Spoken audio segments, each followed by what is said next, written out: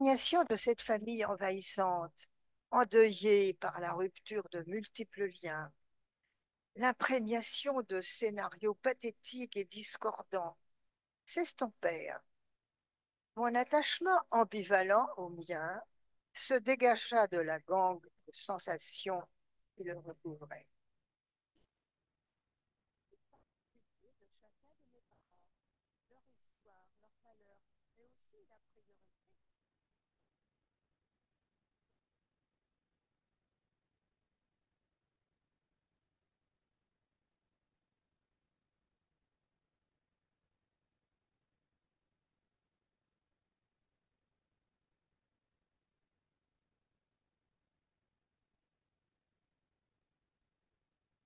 Quelques rayons de lumière dont j'avais gardé la chaleur. Pendant la cure, j'ai commencé à discerner, à pouvoir penser la condition de ma famille et celle qui avait été la mienne jusqu'alors. Arménienne de France, née de rescapés du génocide arménien de 1915, semblable à tant d'enfants déracinés des migrants actuels, j'avais dû en 1938, avec mes 4 ans, mes nattes rousses tressées par maman, et mes yeux noirs aux aguets, émissaires du père, franchir le seuil de l'école maternelle, 7 rue de la Jussienne, Paris 2e. C'est-à-dire affronter à cet âge un pays étranger, menaçant, dont on ne comprend pas un traître mot, dont on comprend seulement qu'il est l'unique territoire des jours à venir. Les sombres forêts où sont abandonnées les petites filles des contes débouchent parfois sur de jolies clairières. J'y trouvais ces fées bienveillantes, mes institutrices de l'école laïque, certes un peu trop assurées, mais tolérantes à l'égard de ce qui les dépassait. Je devins celle qui ne put exprimer en arménien aucun de ces affects déchirants ou radieux qui initient au monde, aucun travail de la pensée, aucune évasion de l'imaginaire. C'est pourquoi mon parcours n'a consisté qu'à chercher à acquérir la langue avec laquelle je parviendrai un jour à les exprimer. L'autobiographie sous-jacente, initiée sous-jacente à tous mes écrits, constitue en partie l'histoire de cet apprentissage initié par l'école, dont je dis avec insistance qu'elle m'a sauvée, moi qui l'ai vécu comme une mère adoptive des enfants de sinistrés. Alors voici un autre souvenir de l'écolière heureuse que je fus à l'école primaire et au lycée dans les années 41-42. Ce souvenir montre comment l'école laïque de la République permettait de refouler une transmission qui avait nécessairement besoin d'un temps de latence pour être affrontée et éventuellement métabolisée. Pour moi, faire l'école buissonnière, c'était avoir la permission d'aller comme en cachette à l'école. J'étais fascinée par l'école. Elle me délivrait de l'environnement trop dense de la maison, de ce ghetto trop irrigué du sang de la vie, du sang de la mort. Dans l'atelier de confection de mes parents, seul ventre chaleureux pour moi, je sentais néanmoins rôder constamment une menace, une trop grande proximité avec cette chose à laquelle on avait par hasard échappé pour pouvoir dans cet abri se chauffer et se nourrir. L'obsession de devoir se procurer un droit à l'existence par des morceaux de papier, le morne et monstrueux acharnement au labeur d'une mère qui ne prenait guère le temps d'aimer, faute de l'avoir connu, la présence-absence d'un père adoré de très loin, mais discordant par rapport à son statut social, son regard qui ne se posait jamais, comme ébloui d'en avoir trop vu, tout cela m'empêchait d'imaginer mon propre avenir. Distinct de cette sphère, m'empêchait d'acquiescer à la vie. La sensation d'écrasement, d'étouffement dans cet amalgame viscéral rendait ce monde intérieur réfractaire à tout langage. À quoi bon cette volupté lancinante et secrète des mélopées de grand-mère, d'une grand-mère turcophone comme toute ma famille, mélopée turque. Elle me pénétrait pour me paralyser. De leur nostalgie, de leur douceur frémissante, il fallait me prévenir.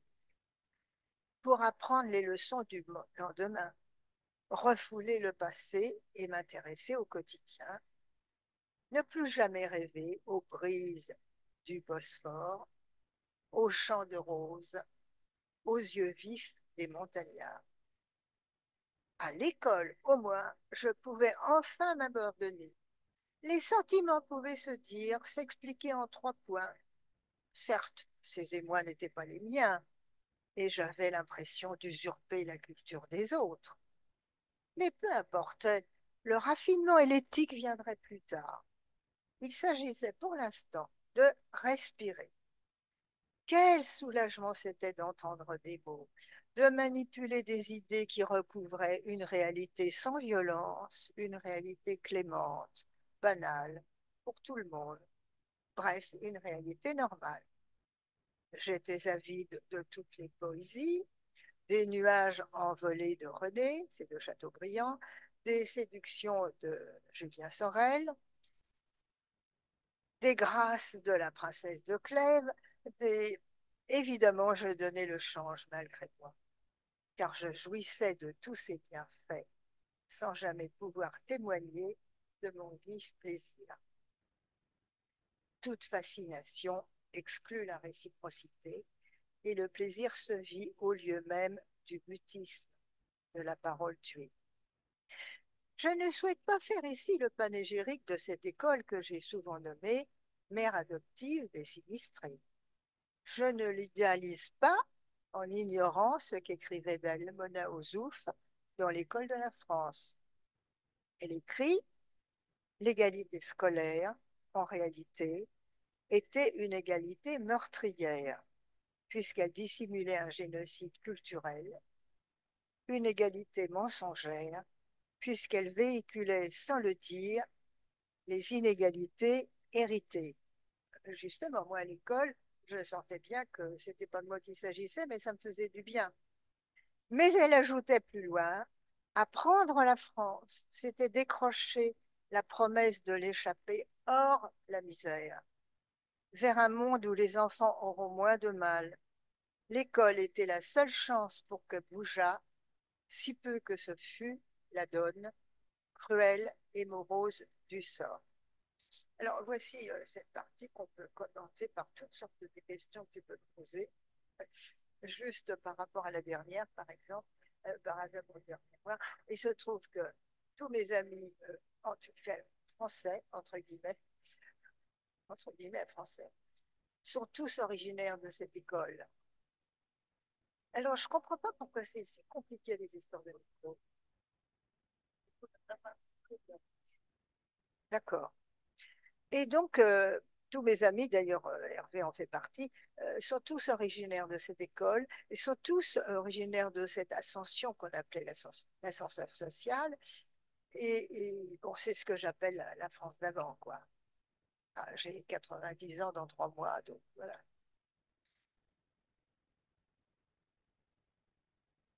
Bon, alors, merci beaucoup pour ce premier texte. J'ai beaucoup apprécié le dernier retournement de ta pensée. Euh, Tu rends hommage à cette espèce de, comment dire, d'apport libérateur, mais qui ne te concernait pas à l'école, et tu n'es pas dans dans une espèce de naïveté par rapport à cette institution, certes libératrice. Et on peut se demander si elle l'est encore pour quelqu'un. C'est la catastrophe pour moi. Pour moi, le fait que l'école s'effondre quant à l'autorité, il n'y a plus d'autorité. Quant à l'enseignement du français, parce que personne ne parle vraiment français, euh, c'est ça qui, c'est, pour moi, c'est extrêmement grave parce que c'est ça qui fait que les violences peuvent se déclencher et qu'on peut avoir aucun rapport à l'autre, à celui qui est différent, à l'émigré qui vient d'une autre histoire, d'une autre religion. L'effondrement de l'école, pour moi, est une catastrophe. Alors, dans un des entretiens qui va bientôt être en ligne, et dont fait état cette première diapositive, euh,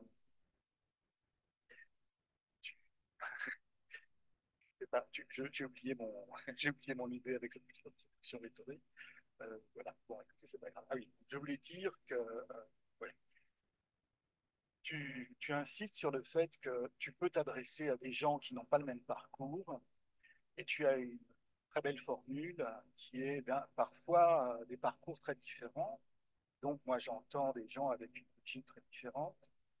Je ne suis pas arménien, pour ceux qui n'auraient pas compris. Eh bien, les, euh, les parcours peuvent se rencontrer. Et quand tu parles d'une école d'hiver, une école où il y a des règles, même si ce n'est pas les nôtres, une école où il y a une certaine normalité, eh bien, ça me parle beaucoup, alors que d'un point de vue génétique ou d'un point de vue administratif, je n'ai rien en commun avec toi. C'est pour ça que j'apprécie beaucoup ta pensée, parce qu'on peut donc se rencontrer et être dans le partage. Tu es quand même breton. Et la Bretagne, moi, quand je fais une intervention et que je vois des gens très, très émus parce que je dis, je ne comprends pas, alors je leur demande toujours discrètement, qu'est-ce qui, dans votre histoire, fait que vous êtes sensible à ce que je raconte? Alors, ce sont évidemment ou bien des survivants de la Shoah, ou bien des survivants de la guerre d'Algérie, ou bien des survivants de je ne sais quel exil, ou bien de Bretagne, parce que la grand-mère ne pouvait plus parler breton, ou bien des drames familiaux, la mère est née de l'assistance publique, l'oncle s'est pendu, etc. Et c'est d'ailleurs un des bénéfices de mon travail, c'est que c'est le fait de rencontrer le trauma des autres, qui est un peu, qui ressemble, si vous voulez. Et c'est cette rencontre qui est très émouvante parce que c'est contre ça que c'est ça que les guerres détruisent, c'est la communauté humaine qui est en prise avec l'écrasement. Alors, je te sais gré de cette volonté de rencontre et de ton émotion, parce que, hélas, euh, les communautés fermées, tu as vécu en dehors de la communauté, c'est pas une communauté institutionnalisée. Les communautés excluent ces rencontres. Absolument, absolument. Alors, je dois dire que j'ai parlé de cette rue de la Jussienne, c'était mon école primaire et maternelle. Euh, je n'ai jamais vécu dans la communauté arménienne. Euh, c'est mon histoire. L'histoire que mes parents étaient dans le commerçante ailleurs au début, donc dans le quartier des Halles, ni à Issy-les-Moulineaux, ni à Alfortville. J'ai donc été d'emblée immergée dans la France, j'allais dire. Alors, Et donc effectivement, pour moi, la survie, c'est le dialogue avec l'autre. L'autre avec sa culture, mais c'est le dialogue avec l'autre pour pouvoir me dire à l'autre. Euh, et ce n'est pas une stratégie que j'ai élaborée par la suite, elle m'est arrivée tout de suite. C'est-à-dire, mon problème, c'était de voir comment sont ces gens apparemment non traumatisés, apparemment. Comment sont-ils? Et comment je peux dire mon histoire à moi? C'est-à-dire ne jamais parler. On m'a souvent demandé, on m'a dit, t'es revenu à l'arménité. Pas du tout, moi, j'ai jamais quitté l'arménité, elle était toujours en moi. Le problème, c'est de pouvoir la dire. Pour la dire, il faut parler le langage de l'autre. alors, on va peut-être avancer Voilà. dans le temps. Tu nous as campé la situation de départ. Et ta rencontre avec l'école, si on l'élargit, ça va être aussi la rencontre avec Freud, avec la pensée. Tu dis, dans cet entretien que j'ai cité, tu dis que pour toi, l'école est une propédeutique à l'analyse. Oui. Et alors, pourquoi tu rentres en analyse? pourquoi tu as une idée saugrenue pour beaucoup, pour la plupart, dans les années 60, n'est-ce pas, en 68, si je me souviens bien, tu Oui, rentres en analyse. Il y a plein de gens aujourd'hui qui ne rentreront jamais en analyse. Alors pourquoi tu as cette idée bizarre? bien. Alors, moi, je n'ai aucun scrupule à dire des choses apparemment personnelles, mais elles ne sont pas si personnelles que ça, elles sont quand même assez universelles. Il se trouve que je m'étais mariée à l'époque, c'est-à-dire en 58, avec, comme par hasard, un étudiant français en littérature comparée, c'est-à-dire que je m'étais mariée avec l'école. J'aimais beaucoup la vie commune avec ce jeune homme. Et ce mariage s'est effondré au bout de 10 ans. Et j'ai, évidemment, vous savez, quand je parle maintenant, c'est la prise de conscience que j'ai du fait de l'analyse et du fait de toutes ces années. Donc j'ai compris, évidemment, après coup, que ce mariage était là pour colmater cette chose que je vivais à la maison. Et que, évidemment, quand le mariage s'est effondré, le colmatage s'est effondré, et donc ça n'allait pas du tout. Ça n'allait pas. J'avais déjà trois, trois, trois enfants, dont la dernière était un nourrisson. Euh, et j'avais entendu parler du fait que, bah oui, ça existe la psychanalyse. Donc, c'est à ce moment-là que je suis entrée en analyse. Et, et d'une certaine façon, c'est grâce à l'effondrement de mon mariage euh, que finalement, j'ai rencontré la psychanalyse. Et comme j'étais germaniste, que j'adorais l'allemand, et que je commençais à lire Freud pendant mon analyse, finalement, ma vie ensuite s'est structurée autour de ces deux éléments. Oui, donc tu es germaniste et tu choisis encore un autre tiers Oui, pour élaborer ton rapport au monde de façon consciente ou inconsciente. La France t'a offert plein de choses, mais elle t'offre aussi l'accès à la culture allemande. ben oui, c'est-à-dire que d'abord, quand j'étais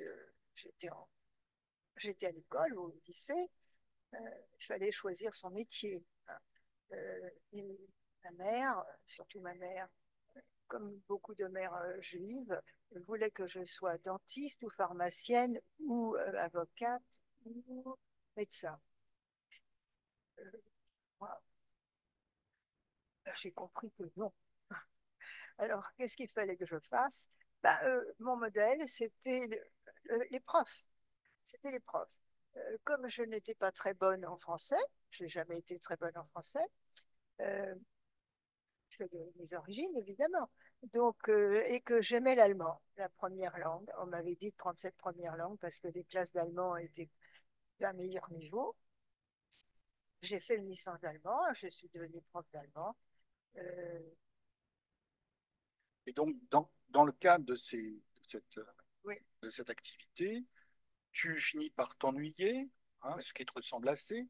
Euh, Comme j'ai fait le même métier, je comprends très bien de quoi il s'agit, Ben, je enseigner dans le m'ennuyais secondaire. parce que c'est passionnant d'apprendre.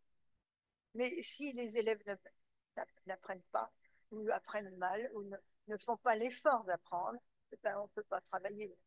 Alors, malgré ça, cette situation étrange au sein de l'éducation nationale va t'offrir, mais tu vas la saisir aussi, va t'offrir une planche de salut dans la personne d'un monsieur croisé lors d'une réunion pédagogique.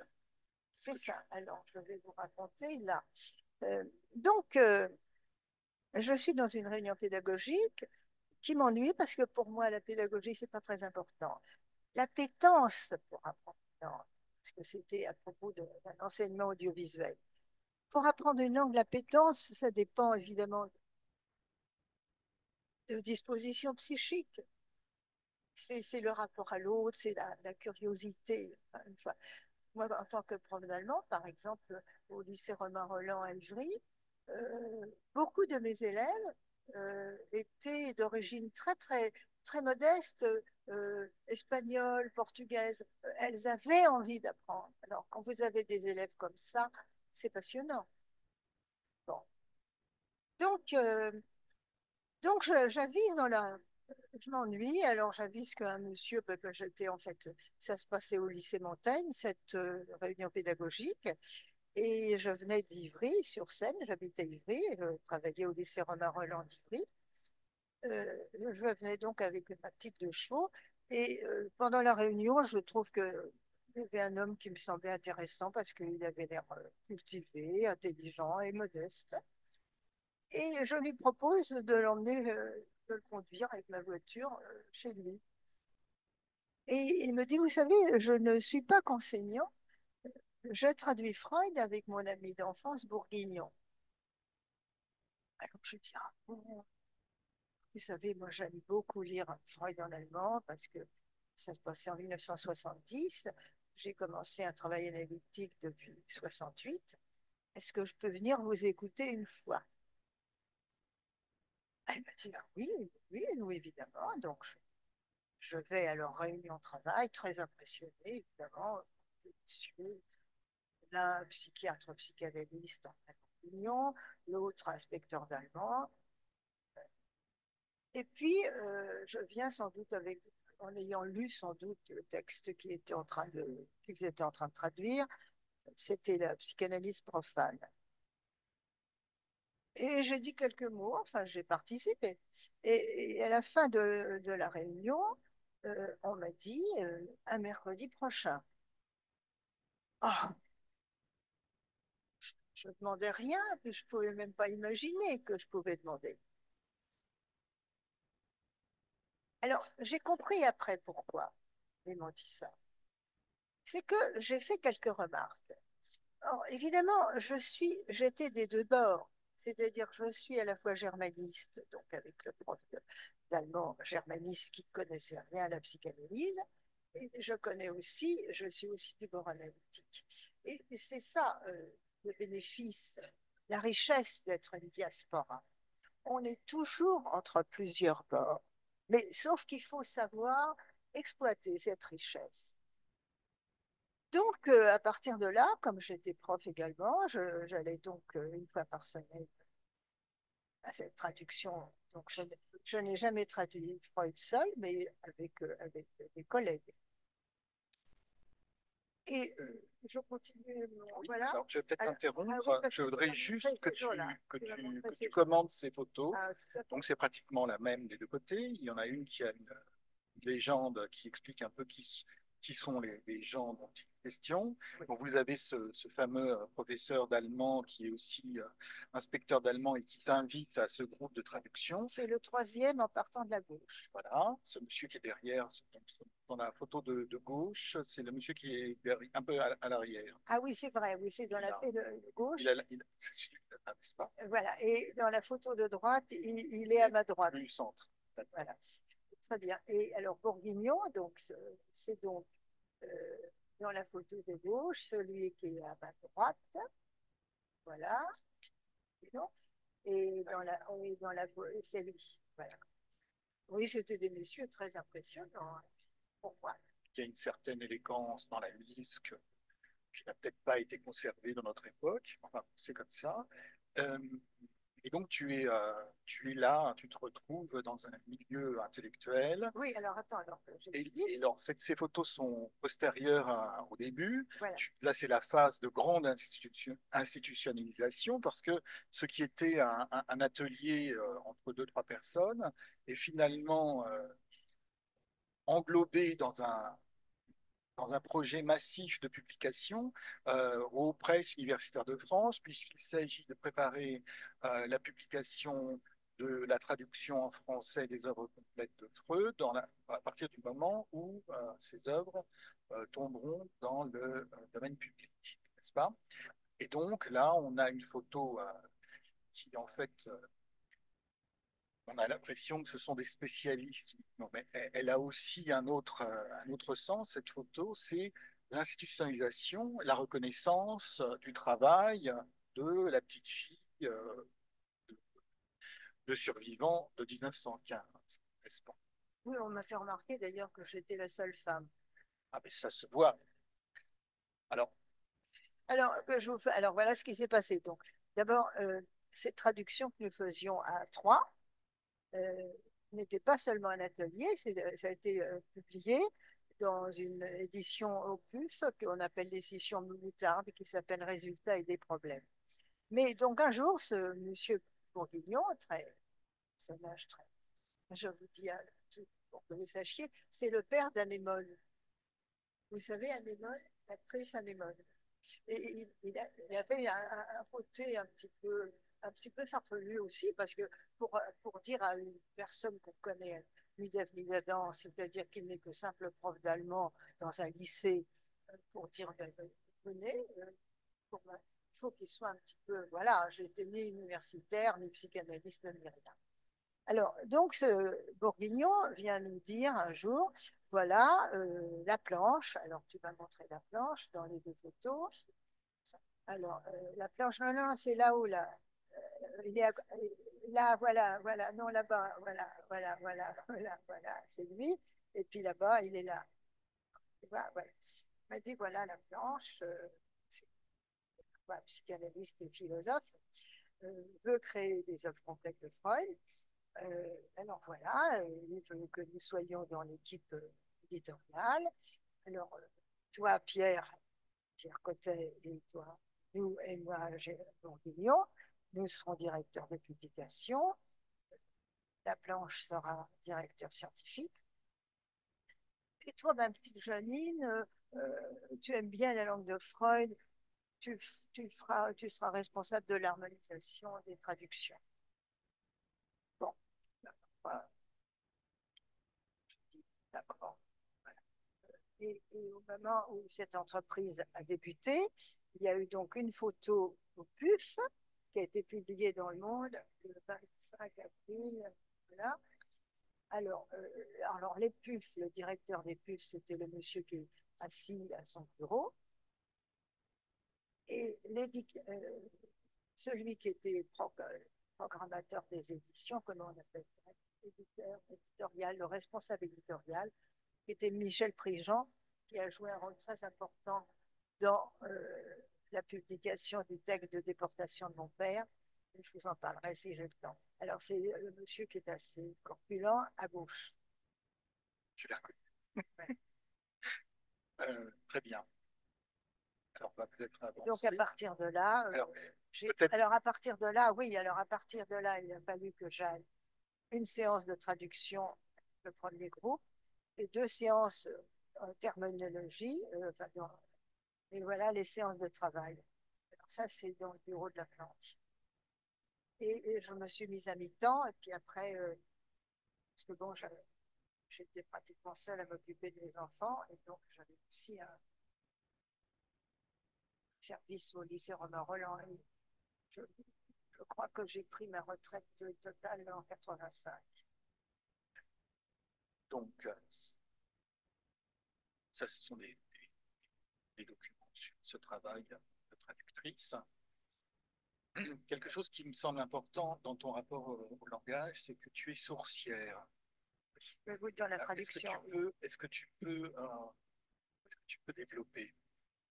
Bien, voilà, d'abord, je dois vous dire que quand j'ai commencé à travailler avec la planche, enfin, c'est lui évidemment qui avait créé cette entreprise et il était celui qui fournissait les concepts, comment il fallait les traduire.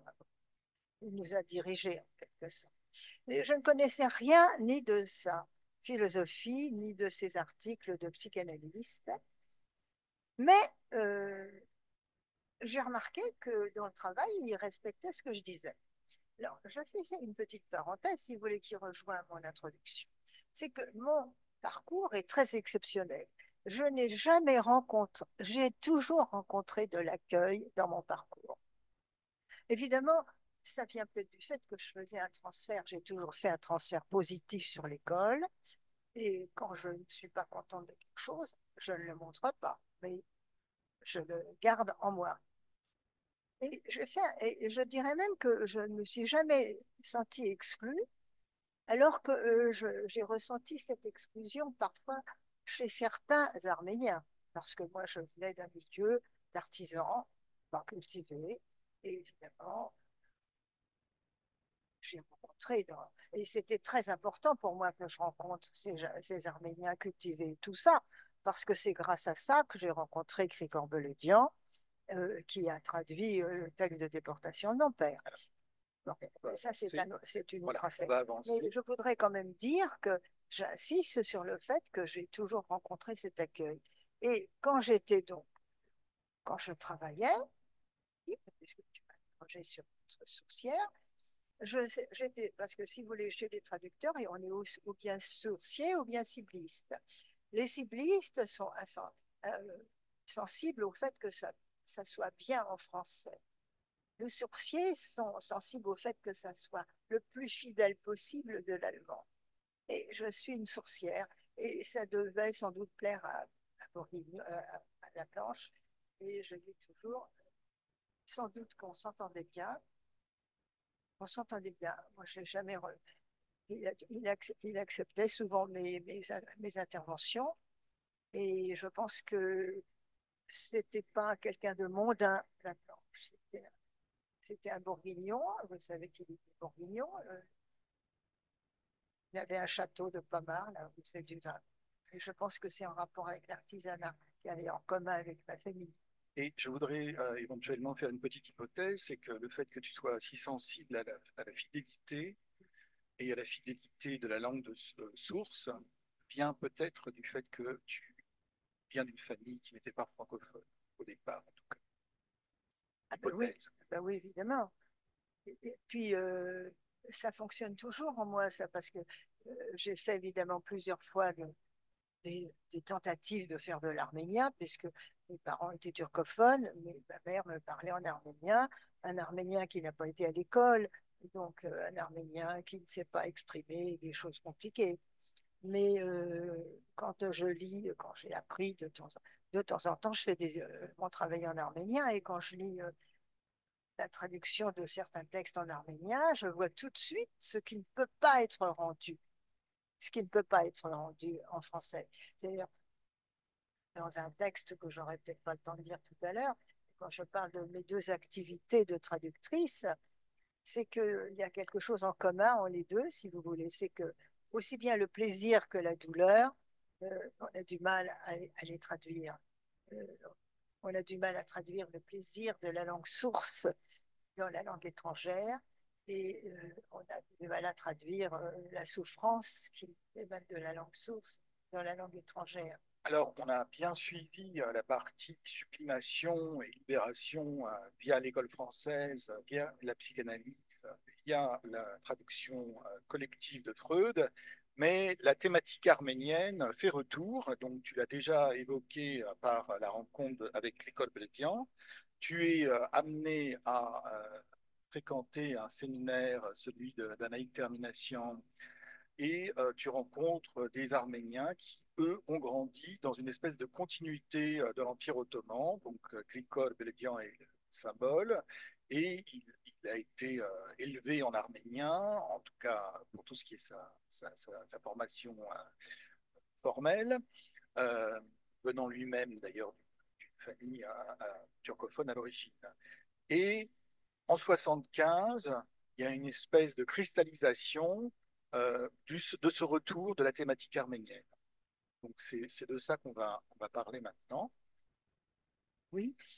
Alors, Alors, est-ce que tu peux parler de cette lecture? voilà. Alors, ce qui s'est passé, c'est que en 75, j'avais déjà terminé ma première analyse, et donc j'étais maintenant attentive à d'où je venais. C'est pourquoi j'ai essayé de m'approcher des intellectuels arméniens qui existaient donc à Paris, et j'ai suivi régulièrement le séminaire d'Anaïde Termination.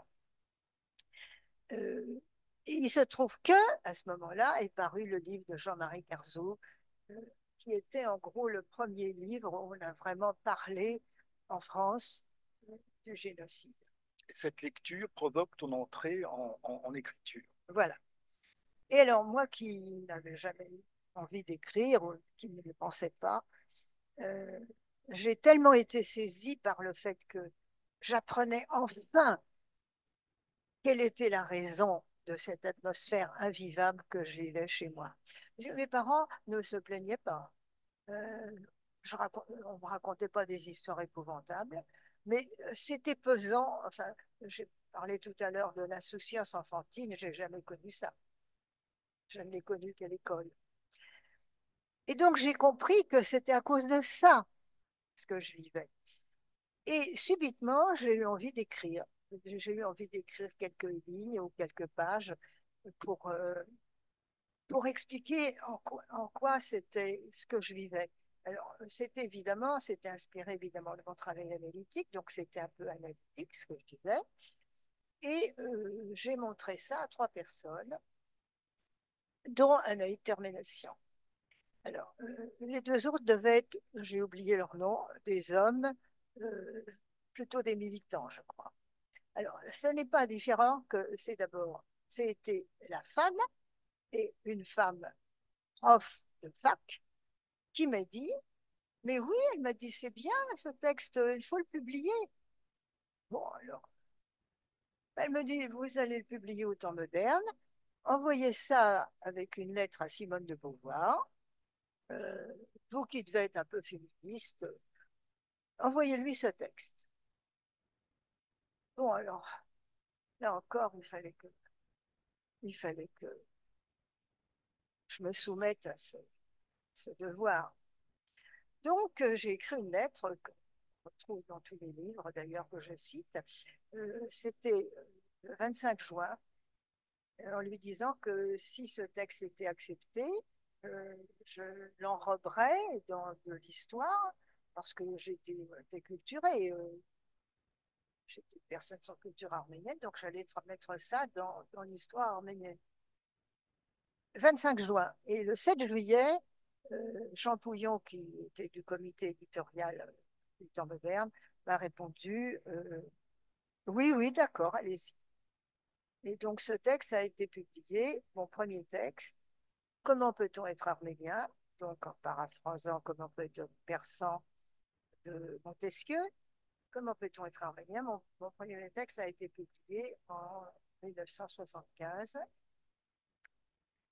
Et encore une fois, non universitaire, non psychanalyste, prof d'allemand, c'est tout.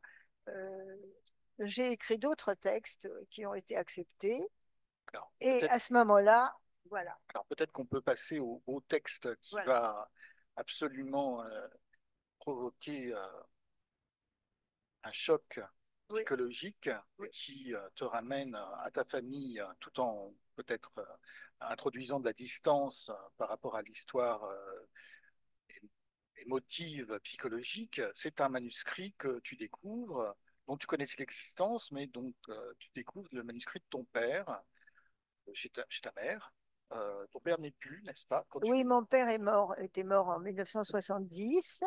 Et donc en 1977, euh, très stimulé par évidemment ce que j'entendais au séminaire de termination, etc. Euh, je me demande, mais c'est quoi? Alors, il a écrit quelque chose et elle me dit, oh, ça sert à rien tout ça. Écrire, ça sert à rien, on a tout perdu, patati patata. Et elle vient me montrer, Ta mère, donc voilà. Ta mère te vient te montrer. Alors oui, est-ce que... voilà. Bon, non, non, montre-le, la couverture, c'est précisant. voilà. Elle me Donc, montre ça. ce cahier, écrit en turc, mais écrit en lettres arméniennes. Alors, quand j'ai ça dans les mains, j'ai peur. Vous voyez, ça s'est resté cette peur. Parce que qu'est-ce que je peux faire de ça, moi? Alors, je vois bien qu'il doit y avoir des choses horribles là-dedans ou des choses fondamentales. Donc, il faut que je puisse en faire quelque chose et comment je vais m'y prendre pour faire quelque chose. Tu peux des pages si tu veux, mais enfin, c'est pas. Ça, c'est la fin. Ouais. Voilà. Alors, bon, ce qu'il y a dans ce journal, c'est un compte-rendu, en fait, écrit par le père qui arrive en France et qui fait une espèce de chronique de la déportation à partir de Brousse jusqu'à Deir ez-Zor en Syrie actuelle. Chose que j'apprends, parce que je cherche à ce moment-là un traducteur, je finis par en trouver un qui est Grigor Beledian, dont je vois que c'est quelqu'un de très cultivé dans la culture arménienne. Donc je lui montre cette affaire euh, et il accepte de traduire. Et c'est lui qui a établi cette carte. Bien, donc ce texte est fondamental. J'aurais aimé qu'on, alors je sais qu'il joue un grand rôle, j'aurais aimé qu'on parle d'autres choses. Voilà. Alors, ça c'est alors, ça devient, je ne sais pas ce que tu préférerais faire. Donc, ce sont des photos de la famille. Alors, ce que je voudrais dire, c'est que Janine hérite aussi de certaines bribes de cette culture.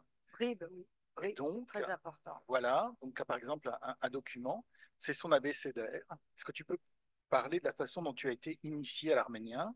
Donc, tu es très sensible à la différence de niveau entre le français qui est évidemment très impressionnant. Quand tu dis en tant qu'enfant, tu n'étais pas bon en français, on a du mal à te croire. Mais tu es très sensible au fait que ton arménien est tellement plus pauvre.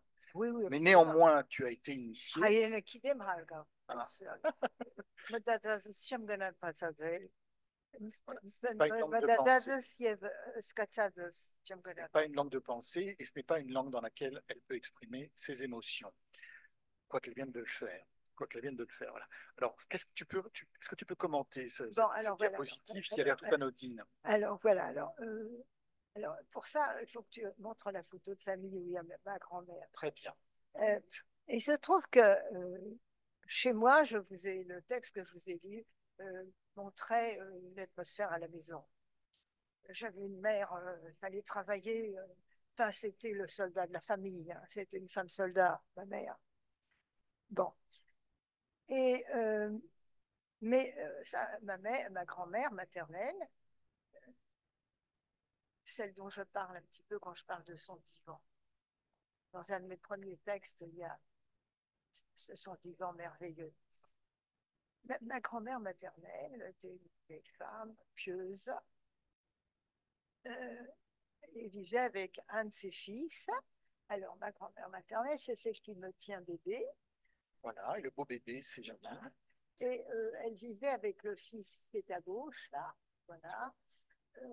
Et après, elle a un autre fils derrière, voilà, à droite, à droite, à droite. Et puis, alors, derrière elle, c'est ma mère. Derrière elle, c'est ma mère. Et à côté de ma mère, c'est mon père. Et je commente cette photo en disant que pour moi, ça représentait toutes les réunions des Arméniens, celles où je m'ennuyais à mort, évidemment, mais où la chaleur que j'ai de la vie, elle me vient de là. Alors donc, je viens à cet oncle qui s'appelle dans le Daïdaï, voilà. Donc, quand j'allais chez elle, de temps en temps, elle habitait un appartement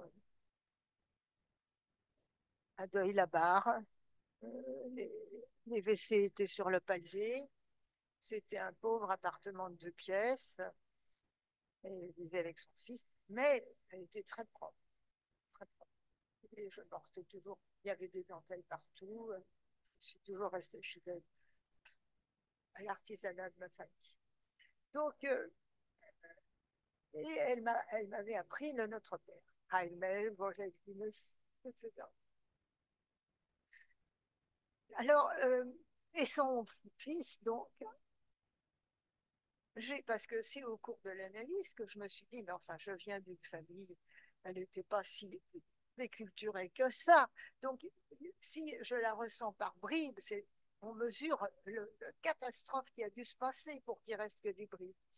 Et cet oncle-là, qui est arrivé à mal à gagner sa vie, hein, c'était ma mère qui donnait de l'argent, cachette, pour que ma mère et son frère puissent vivre, alors qu'il se levait à 5 heures du matin pour faire les marchés. Les marchés, il n'était pas très doué, et on le prenait pour quelqu'un de, voilà, je sais pas quoi. Mais n'empêche que c'est lui, je me suis dit un jour, mais enfin, c'est quand même lui, le seul intellectuel de la famille, parce que c'est lui qui m'a appris les lettres en arménien. Et quand j'ai dit ça à Hervé, il m'a dit d'apporter le petit livre, et c'est lui qui a pris les photos. Et alors, j'aime ce document aussi parce qu'on voit qu'il y a une activité de publication dans la diaspora. Ce petit abécédaire a été publié en Suisse. Alors, je me suis dit, mais pourquoi la Suisse? En fait, il n'y a pas eu de vague de migrants, de réfugiés en Suisse énorme, mais il y avait un grand orphelinat à Genève. Voilà. Donc, je pense que c'est en rapport avec cette présence d'orphelins qu'évidemment, on a publié un abécédaire. Et alors, donc, je crois que je ne veux pas qu'on insiste, d'ailleurs, le temps, c'est cool. Je ne veux pas qu'on insiste sur la réussite éditoriale de Janine, qui est massive. Elle est publiée en italien, elle est publiée en turc également. Elle publie des. Ça, c'est le. Alors voilà, le dernier thème que j'aimerais évoquer, et puis nous passerons à la seconde oratrice.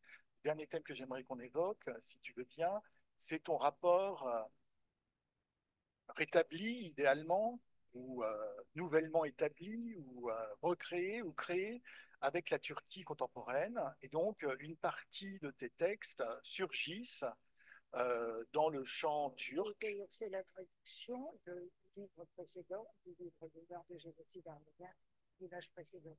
Ce livre est en partie traduit en turc. Voilà. Il est publié chez Aras Yayıncılık, qui est une maison d'édition arménienne d'Istanbul, la maison d'édition arménienne d'Istanbul, nouvellement créée dans les années 90. Et alors, ironiquement, le titre en turc est Sans retour possible. Euh, et donc, c'est un peu un pied de nez à cette interdiction qui est faite. Ben, vous ne voulez pas de nous, mais on vous envoie quand même nos écrits. D'ailleurs, Janine est allée participer à un colloque ou une rencontre en Turquie à ce propos. Oui, alors, juste pour cette photo, alors c'est donc avec le Golodian qu'on a essayé de trouver la légende des photos. Alors il pense que ça a dû être fait à Lyon. Mes parents, quand je suis née, mes parents étaient parisiens. Mais mon père vivait à Lyon avant. Euh, D'accord.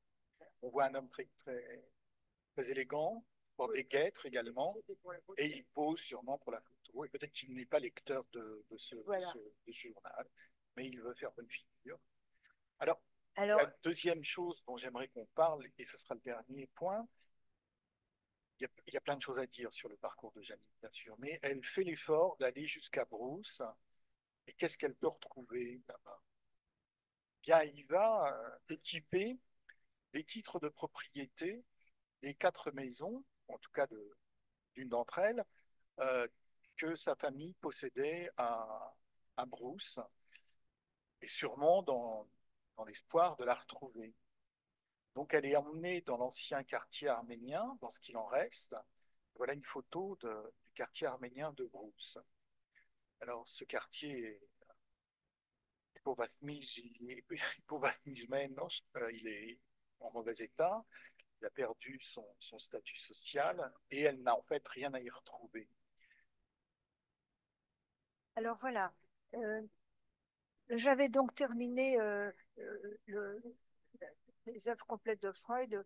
Euh, J'y ai travaillé jusqu'à ce qu'elles soient terminées, puisque la commission éditoriale euh, devait vérifier tout ce qui avait été préalablement retraduit. Donc, il fallait donc que tout soit déjà revérifié. Bon. Alors, quand ça s'est terminé, c'était en 2011. Alors, j'ai senti que, voilà, maintenant, il fallait que j'aille quand même en Turquie, puisque tout le monde me parlait de ça, puis il fallait que j'aille, quoi. Et j'ai accepté la proposition d'un psychanalyste de Montréal qui voulait, avec son fils, faire un reportage sur tous les lieux sinistrés de la Terre. Et comme il m'avait entendu parler à Montréal, il a commencé par les Arméniens. J'ai dit, bon, je veux bien aller à condition que j'aille à Boursa. Oui. Alors, il a dit, donc c'est comme ça que j'ai donc été en Turquie. Euh, et, Alors, et là, euh, quand je suis arrivée, alors, j'étais donc à Istanbul. Alors, je crois qu'il y a un mélange dans ma tête parce que euh, j'ai aussi parlé. Enfin, tout ça se trouve sur mon site où vous pouvez trouver les dates, etc. J'ai aussi parlé à une journée organisée par l'Institut français. euh, et c'est Osman Kavala qui m'avait reçu euh, dans un colloque. Et dans ce colloque, on a commenté à un public turc le livre Mémoire du génocide arménien. Donc ça devait donc être tout de suite après la publication du livre, ça devait être moderne. Alors donc j'ai été à Bursa. Et quand j'ai vu, d'abord j'ai vu que c'était un endroit partout, c'est tout moderne, quoi. Vous savez, moi, j'habite à Paris, dans le 14e arrondissement, près d'Enfer Rochereau. Bon, je suis une personne privilégiée. Moi, c'est une autre histoire. Privilégiée, parce que c'est moi qui ai acheté mon appartement avec ce que je gagnais à l'éducation nationale. C'est pas des Mais enfin, bon, à Paris, là, j'arrive, il y a des buildings partout, c'est moche. Et puis, subitement, on m'amène au quartier arménien où je vois des choses comme. Alors là, J'ai vu, c'est là que j'ai réalisé que partir de chez soi en sachant qu'on n'y reviendra jamais. J'ai réalisé, enfin tout ça, je l'ai écrit évidemment dans l'effacement des lieux. Alors, C'est peut-être, drôle comme les prises de conscience se font soit dans la lecture d'un livre, par la lecture d'un livre, soit des images comme ça. Et j'ai tout de suite voulu rentrer à Istanbul parce que j'ai senti que je l'ai tourné de l'œil. alors, donc, ce, ce voyage provoque la confection d'un dernier livre pour l'instant, un délassement des lieux. Et alors, je voudrais juste, pour finir, parler des traces et du désir d'archives. Et tu choisis la France, la Bibliothèque nationale. Alors, il y a deux choses. La prise de conscience que dans l'héritage familial, il y a des traces d'une aisance, une aisance culturelle dans les terres ottomanes. Donc, vous avez deux arrière-grands-oncles de Janine sur la photo, Oui, Halutiun et Agop Bankian. c'est ma fameuse grand-mère qui me parlait de ses deux oncles. Et elle me disait aussi qu'elle avait été à Jérusalem avec son oncle archevêque. Et l'autre, c'était un oncle médecin. Et donc, là aussi, j'ai dit, ben, dans la famille, il y avait des gens intellectuels. Donc, l'aphasie de ces, de ces artisans et de ces commerçants besogneux en France a été précédée par une autre situation plus florissante dans les terres ottomanes.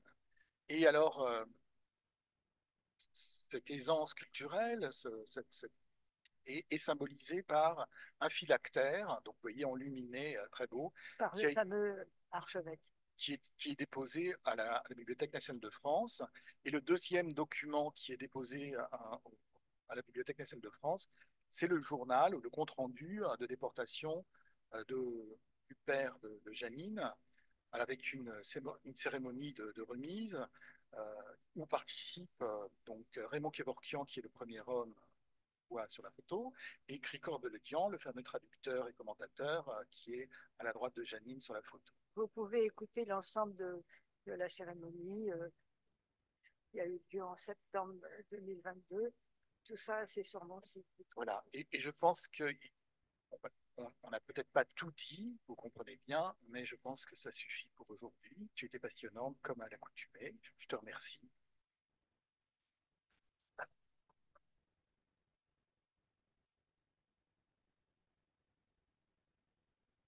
Alors peut-être que comme hier, même si nous sommes dans un registre différent, nous pouvons faire une petite discussion juste après l'intervention de Janine. Est-ce que Annette Viviorca a quelque chose à dire sur le désir d'archiver, voilà, par exemple? Oui, oui, parce que on m'a dit, mais pourquoi tu n'envoies pas ça au Mathéna d'Arabe? Et ben, j'ai dit, moi, je suis française. Mais en écoutant Janine, je crois que enfin, je l'ai beaucoup entendu. Je me souviens d'une séance à notre séminaire avec Catherine Cocchio il y a je ne sais Oui, pas combien d'années, mais là, je l'ai entendu autrement et j'ai vu à quel point nos histoires étaient communes finalement. Euh, et surtout, ce que j'aime, c'est que, alors que c'est la mode de pleurnicher sur le fait qu'on est des transfuges de classe, et je vise en particulier Annie Arnaud. Je ne oui, parle pas de son œuvre, je parle du discours qu'elle tient sur son œuvre. Nous, on n'a jamais cherché à venger notre race. Et non, finalement, de cet itinéraire, on a, euh, on a, euh, on a puisé toute la richesse oui, qui nous a fait ce que nous sommes, c'est-à-dire, certes, le traumatisme, certes, l'insondable tristesse qui était quand même celle de nos familles, où il y a des choses très différentes, mais je ne vais pas mettre nos vies en parallèle. J'ai aussi beaucoup aimé la référence à Mona Ozouf. ah ben Je oui. pense que le texte vient de passer composé Euh, de, de son non, livre c'est l'école de autobiographique. la France. Et parce que je me souviens avoir rencontré Mona Ouzouf et lui avoir dit, vous savez, on a beaucoup en commun. Votre breton, c'est mon Oui, yiddish. Mais Janine pourrait dire, votre breton, c'est mon arménien. oui, oui, oui. C'est-à-dire cette langue qui était celle du père de Mona, mort de tuberculose quand la petite fille avait 4 ans. Et lui était un militant du breton. Et cette langue, bien évidemment, elle l'a perdue. Et l'école, elle a toujours vécu à l'école, puisque sa mère était instite.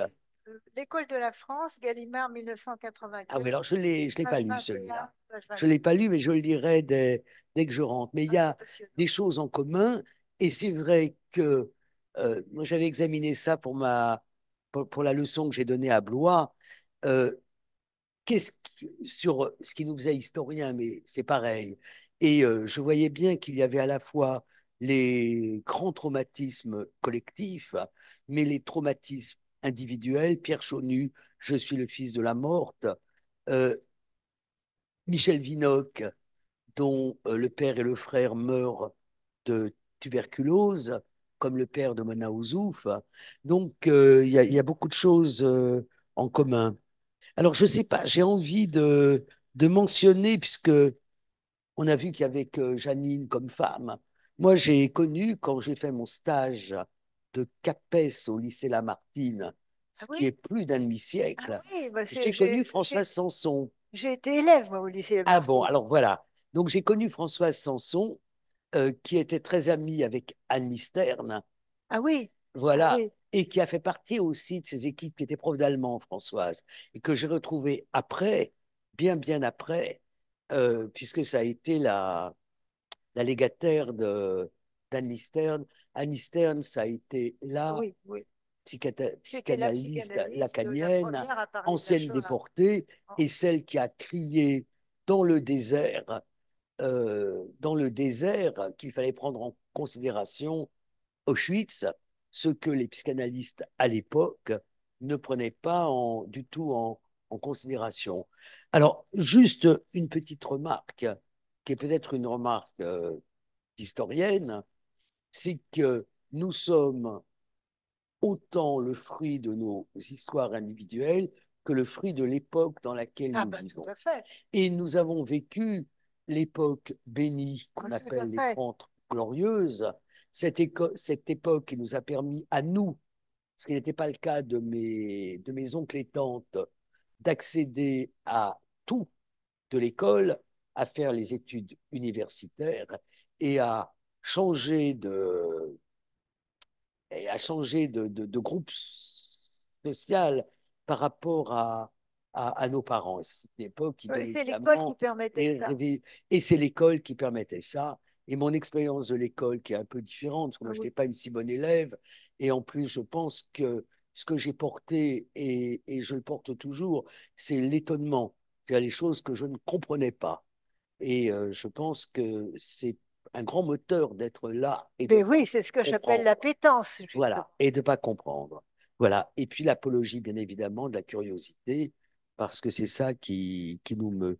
Vraiment, merci. Et puis peut-être le rôle quand même des temps modernes dans le passage de ces récits. Euh, Janine raconte comment Simone de Beauvoir lui a publié tout de suite Oui, son premier elle a texte. Mais publié. le texte d'Henriette Asséot, Du miel aux cendres, qui a été traduit en grec, hein, je pense, Odette, ouais, qui est un texte magnifique de Henriette, qui est née en France, qui a été prof aussi, prof d'histoire, prof en Cagne Ah oui, pendant c'était vraiment une des époque. années, et qui écrit donc ce texte autour de ce que c'est d'être une descendante de Juifs de Salonique, et c'est aussi les temps modernes.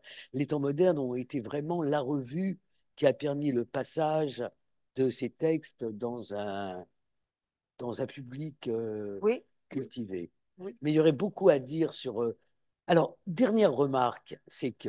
Juste la- sur les temps modernes, je voulais dire, euh, oui, oui, quand mon quatrième texte qu'elle a publié, c'est-à-dire le texte de déportation de mon père, euh, parce qu'il y avait eu, ça je n'oublie jamais de le dire, un acte de terroriste arménien, l'opération Van, qui, pour la seconde fois, la première fois c'était le livre de Karzou, là, subitement, on parlait des Arméniens. Ils avaient fait la prise d'otage au consulat de Turquie. Et donc, ça avait eu lieu, je crois, en septembre 82, je crois. Et je me suis dit, mais dans le fond, le texte de mon père, qui avait été traduit par Beletian, mais dans le fond, il est en train de raconter ce pourquoi il y a eu cet acte terroriste. Et est-ce que je peux lui envoyer ça?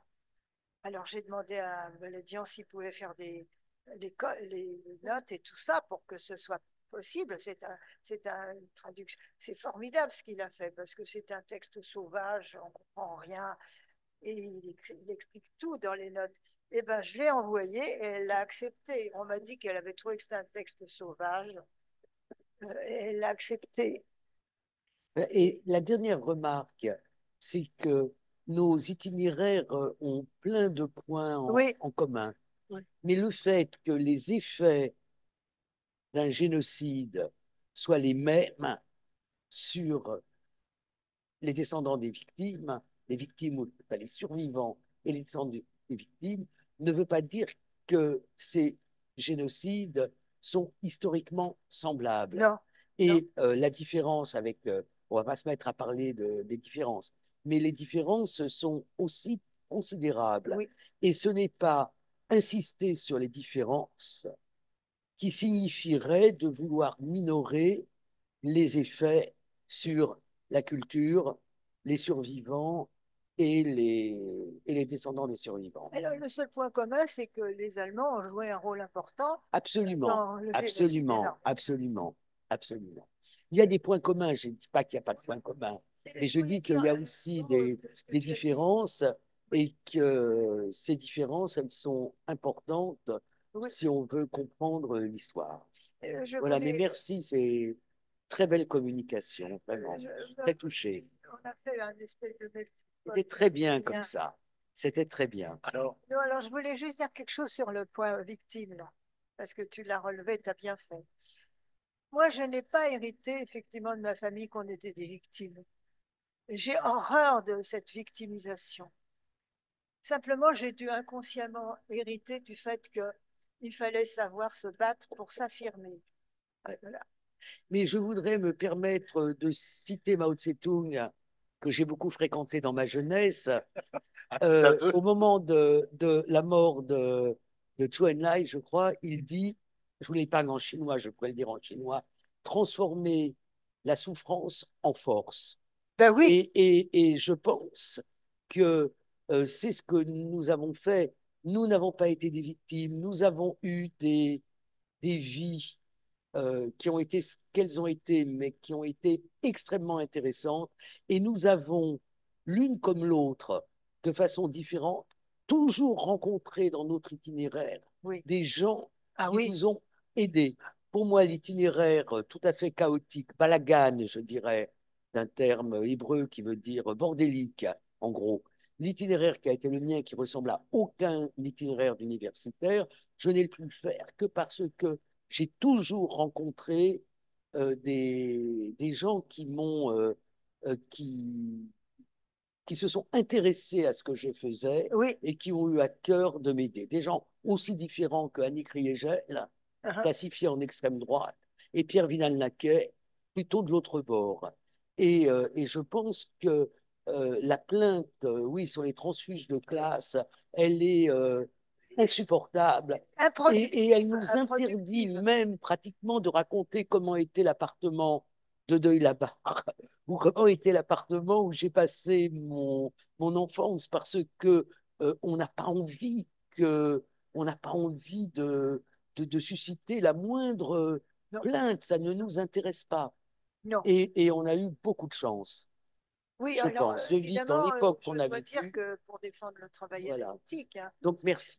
c'est que Et puis le travail analytique, toute notre le génération, toute travail la mienne, et puis en analytique 68, développe on a les choses positives que vous avez en absolument, vous. absolument. Et si vous les avez perçues, parce qu'il y a du positif. Bien Moi, je sûr qu'il y a n'ai du jamais eu un positif. père humilié. Je l'ai toujours vu fier. Bon.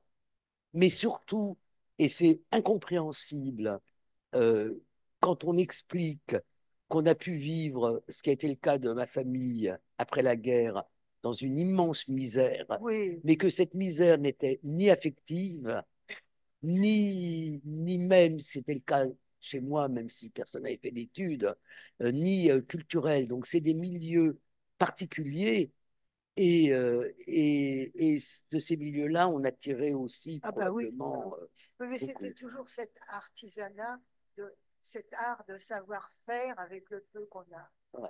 Quelle culture là-dedans. Quelle culture. Alors, On le Chris sent. Beauverret, Alors, Anaïd voilà. Donavedian voudrait intervenir. Merci. Et Merci beaucoup, Janine. Formidable comme d'habitude. Je vais m'attarder sur un détail pour pas trop reprendre des choses qui ont déjà été dites. Tu as parlé du sentiment d'usurpation de la culture des autres. À l'école, le sentiment d'usurper la culture des autres. Et en fait, ça m'a un peu interpellée parce que bon, j'ai eu un peu la même histoire que toi. Je suis arrivée à l'école maternelle sans savoir la français du tout. Et j'ai pas le sentiment d'avoir eu cette impression. J'ai l'impression d'avoir eu une sorte de défi, d'impératif d'excellence, c'est-à-dire cette sensation de venir d'ailleurs, de pas être de ce monde, mais jamais une sensation d'usurpation. Alors, est-ce que c'était un effet d'élocution que tu as fait en parlant de ça, ou est-ce que on t'a fait ressentir soit à l'intérieur par ta famille, soit par ton environnement à l'école, est-ce qu'on t'a fait ressentir cette idée d'usurpation? C'est une bonne question, ça me permet de préciser. Donc, je veux dire par là que j'étais heureuse de lire à Stendhal, La princesse de Clèves, euh, mais je savais bien que ce n'était pas ma culture à moi. Donc, il faut dire aussi que je vous ai fait des citations de textes que j'ai déjà écrits. Ça, c'était dans Une arménienne à l'école. J'ai dû écrire ça en 1977. Je pense que maintenant, je ne dirais pas usurper. Mais c'est en fait, on prend la culture de l'autre pour en sentir les bénéfices. Et je dois vous dire que j'ai spontanément adopté la stratégie suivante. Par exemple, mon premier livre qui s'appelle Ouvrez-moi seulement les chemins d'Arménie, euh, c'est un vers de Corneille, parce que je trouve que c'est bien de présenter l'Arménie quand elle passe par la France. C'est dans Nicomède, la princesse Laodice dit à son prétendant: je ne veux bien régner sur votre Bithynie, ouvrez-moi seulement les chemins d'Arménie. Et c'est comme comment peut-on être arménien. C'est-à-dire que c'est une façon d'emprunter la culture de l'autre pour pouvoir se dire soi. Mais effectivement, le mot usurpé. Mais moi, je trouve ça extraordinaire qu'on puisse dialoguer comme ça avec des histoires identiques. Mais le point commun, c'est le rapport positif, le transfert positif à cette France-là. Parce que moi, je n'ai pas été élevée dans l'idée de parler mauvais français, etc. On me disait: ah oui, Français, hein, les gars. Bon, il fallait entendre ce qu'on veut. Mais enfin, c'était pas une haine, c'était pas. Ici, on ne serait pas génocidé, ça serait bien, quoi. Puis on pouvait gagner sa vie à l'époque, même quand ils n'avaient pas leur carte de travail, qu'on leur avait retiré, ils pouvaient gagner leur vie. Alors que maintenant, Bien, merci beaucoup. Est-ce que quelqu'un d'autre voudrait intervenir? Et sinon, nous passerons à notre prochaine oratrice. oui. Odette veut dire quelque chose, s'il te plaît. Alors, bonjour, je veux déjà remercier beaucoup Madame Altognan pour cette formidable discussion qu'elle a eue avec Hervé. Ah oui, parce C'est que très réussi, l'entretien était très, très réussi comme ça. Ça a pu nous permettre vraiment de suivre toute une trajectoire.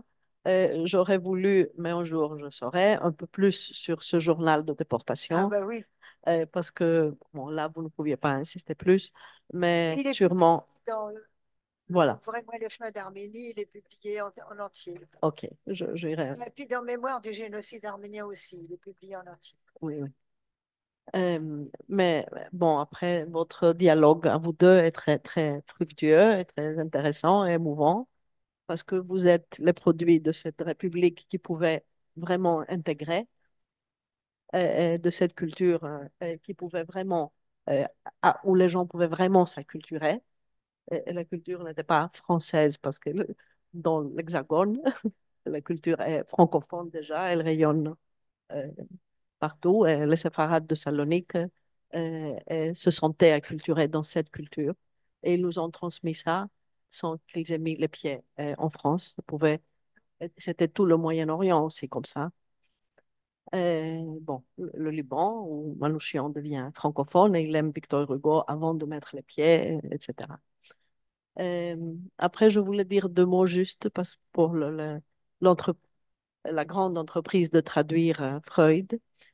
Comme j'étais traductrice et je m'occupais beaucoup de traduction à l'époque, je me souviens de la table ronde où vous aviez annoncé ça en Arles, aux Assises d'Arles, en novembre 88. Vous étiez là-bas. J'y étais. Et je me souviens très bien de ça. C'est extraordinaire comment les chemins. Eh oui. Et je me souviens que combien c'était signalé comme un très grand événement, cette nouvelle entreprise Ah oui. de traduire collective et Et tout ça. expliquez comment ça se fait que vous étiez là-bas, pourquoi, à Ah, quelle moi, j'étudiais à l'Institut français, j'avais fini le centre de traduction littéraire, et j'avais eu une bourse pour le international de traducteurs en Arles, qui venait d'ouvrir ses portes. Il n'était pas encore à l'espace Van Gogh, il était encore à la Petite Ruelle. Et nous étions que trois. Et, Odette, je te prends en flagrant délit de très grande modestie. Odette a eu une revue de traduction qui s'appelait Métaphrasy, donc de traductologie, qui présentait des problèmes de traduction, des textes traduits pendant plusieurs années. Et c'est une revue dans laquelle, une revue grecque, dans laquelle il y avait à chaque numéro un texte en français. Et donc, elle au était moins, soutenue, au moins un, si la précision, et elle était soutenue par le Centre national du livre français. Donc, Odette n'est pas du tout extérieure à ces propos, à ces problèmes. et l'article de l'admiral Sourcier Siblist, nous l'avions traduit dans la revue. de l'admiral? Oui, Ah oui. évidemment, qui venait souvent à l'Institut donner des conférences. Il faut dire aussi que ce n'était pas, c'était une époque très fructueuse pour la Ah mais traduction, oui. Ah bah oui. très fructueuse. Ah bah oui. C'était le moment où Actes Sud commençait les collections étrangères, parce qu'il y avait aussi Hubert Nissen qui était dans la ville d'Arles. Et c'était très riche autour de la traduction à l'époque, hein. Ah oui. Ah oui. Alors, vous avez participé à tout ça. Euh, je dois donner une information parce que j'ai fait allusion à ça il se trouve que j'ai été sollicitée pour les grands entretiens de l'INA. Paraît-il, les grands entretiens pour le siècle. Il paraîtra au mois de septembre. Et là, j'ai expliqué ce qui s'était passé à Arles. Parce que vous allez me dire si vous l'avez remarqué. Euh, Théoriquement, les traductions de la planche, disons, hein, étaient conformes aux théories d'Antoine Berman. Et oui, l'épreuve de l'étranger. Voilà, l'épreuve de l'étranger. Mais en fait, en fait, il y avait une répartition politique tout à fait différente. C'est-à-dire qu'au début, euh, ça a soulevé des, des boucles. Enfin, beaucoup de gens étaient totalement en désaccord des levées de boucliers avec cette traduction parce que la planche introduisait des concepts nouveaux, etc. Alors maintenant, tout le monde, on dit toujours, ça ne plaît pas, mais n'empêche que c'est ça qu'ils achètent. Bon. Et alors, du coup, comme il était très contesté, la planche, euh, et moi j'avais plein de citations, etc. Donc je raconte dans l'entretien que je lui téléphonais pour lui dire ce qu'il fallait qu'il dise, enfin les citations, je lui donnais les citations exactes dans les différents articles, et je commentais, j'ai dit parce que moi j'aime bien servir le père. Je ne suis pas, je ne suis pas contre, mais parce que j'ai pas eu un père dominateur. Et donc, est-ce que vous avez remarqué la différence entre les deux options? Parce qu'il a été traité de qui savait ni l'allemand ni le français. Enfin, Oui, je n'ai pas le souvenir, mais je pense que le fait que vous avez été sourcière oui, n'avait pas à voir avec le fait de votre origine, mais il avait à voir avec le fait de la modernité du concept d'être sourcière oui, oui, oui, dans absolument. la traduction. Oui, oui, oui, oui, oui, oui, oui. Et de pouvoir, Oui, en grec, on disait, «Nai povertum et ornicio». ah, oui, oui. L'étranger, le faire nôtre et ne pas faire tout conforme comme c'est fait Absolument, dans notre langue à absolument, nous. absolument, oui. Voilà. Puis pour finir, votre remarque, parce que euh, une admiration, ça c'est, non. Et là, je pensais que aussi la présence de Claude Lanzmann aussi, dans le comité, pouvait faire cette ouverture à ces récits. Parce que en même temps, c'est le moment où il commence le tournage avec euh, les témoignages pour son grand film. Je veux dire, ah, c'est elle, On m'a dit c'est Simone avant, Kinsberg. avant lui,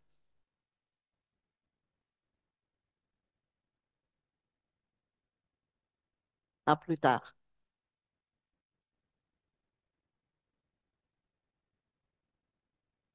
Je me souviens pas. Plus tard, que c'est elle.